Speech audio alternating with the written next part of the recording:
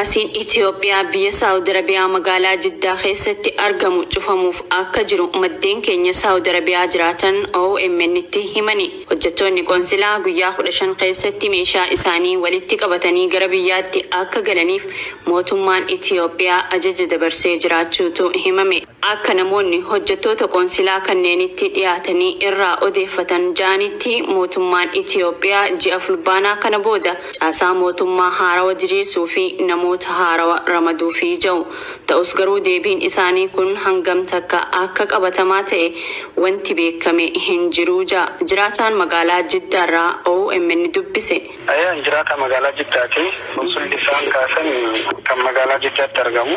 Dippiloomaatonni tokko hawaasa walitti dhiyaatanii yeroo kanneen guyyaa 15 keessatti meeshaa keessa walitti qabadhaa gara biyyaatti deebi'aa nuun jedhanii jiranii sababni maali jettee gaafannu fulbaanaa mootummaa haarawaa dhaabbataa gaafa mootummaan haarofti dhaabbate miskinnaa qaban leenjisnee ramannaa ammaas isin gara biyyaatti dachaa nuun jedhan jiran ajaja akkasii nuu kennanii guyyaa 15 keessatti deemuuf qophii moroora eegallawan jedhan hawaasa itti dhiyaataniif ibsa kennanii kun warra dippiloomaatotaa jeemalee waan qabatamaa mootummaarraa ibsi kennamee waan akkana jedhamee jira. Yeroo duulli lammiilee Itoophiyaa irratti banamee guyyaatti namoonni kumaatamaan lakkaa'aman reebamaa mana hidhaatti guuramaa jiranii fi daa'imman dabalatee namoonni hidhaa keessatti dhukkubsachuudhaan du'aaf saaxilamaa jiran kanatti imbaasiin Itoophiyaa garas jiru cufamuu fi oduun jettu gaafa dhagayamtu carraan lammiilee kanneenii maal ta'a kan jedhu namoota baay'ee yaaddoo keessa galchee jira.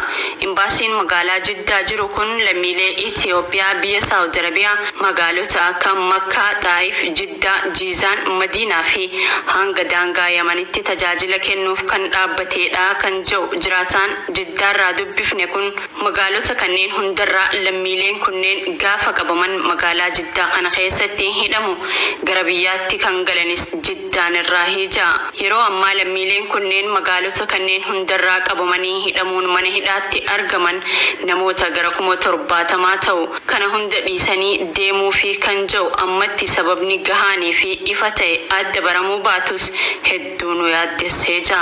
Mootummaan Saawudii immoo daramu ka duraan caalaa guyyaa 28 booda heera haarawaa namni teessoon kamman teessoo qabus kan ispoonsara isaa biraan galeen yookaan kafiila afaan arabaatti isa biraan galeen to'annoo seeraa jala akka oolu waan jedhu heera baasee guyyaa 23 ji'a 8 booda sochii eegaluu jira. Saniif bakkeetti nuqdaa yookaan buufata taftiishaa kan duraan jiruun alatti bakka tokko tottolchuu jira. Haalli kun isa teessoo hin qabne miti isuma teessoo qabuufu yeroo sodaachisaa jiru kanatti mootummaan siginnaa darsoo fi guurattee gatuun hawaasa hedduu yaachise. Gama mootummaa Itoophiyaatiin dhimma kana irratti hanga ammaa ibsi kenname hin jiru. OMN dhimma kana qulqulleeffachuuf yaaliin bilbilaa gara imbaasichaa taasifne nuuf hin milkooyne.